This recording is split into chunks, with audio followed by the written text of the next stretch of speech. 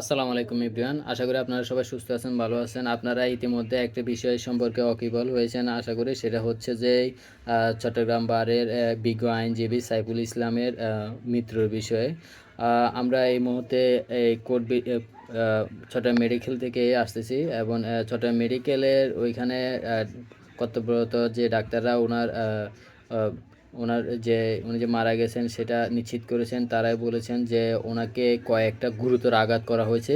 সেগুলোর ভিতরে হচ্ছে যে একটা হচ্ছে যে ওনার এই যে বডি পার্ট, এই যে গার্ড, এখানে ওনার আঘাত আছে, আঘাতের চিহ্ন আছে।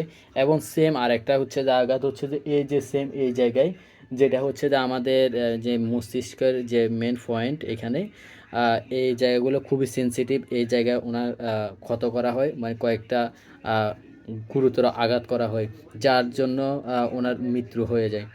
আর এই ঘটনাটা ঘটে কীভাবে? এটা হচ্ছে যে কোর্ট বিল্ডিংয়ের যে মেন গেট, জেলা প্রশাসক এবং কোর্ট বিল্ডিংয়ের যে মেন গেট আছে, ওই গেটের যখন ইসকন সমর্থিত জঙ্গিরা হামলা করেছিল অ্যাডভোকেটদের উপরে, এবং অ্যাডভোকেটরা এদিক থেকে দাওয়া দেওয়ার পরে সাইফুল ইসলাম ভাই একটু অসুস্থ ছিল, উনি ওখানে পড়ে যান। পড়ে যাওয়ার পর ওনাকে ওইখান থেকে ধরে নিয়ে গিয়ে তারা ভিতরে গলিতে, রমজান টাওয়ারের ভিতরে একটা গলি আছে, ওই গলিতে ওনাকে নিয়ে গিয়ে ওইখানে কুপিয়ে এই হত্যা নিশ্চিত করে। এবং ওইখানে আরও কয়েকজন লয়ার ছিল, ওনাদেরকেও আঘাত করে। এখন আরেকজন লয়ার, একজন লয়ার চট্টগ্রাম মেডিকেল ইমার্জেন্সিতে ভর্তি আছে, তারও বডির পিছনে ফাটে গুরুতর আঘাতের চিহ্ন আছে।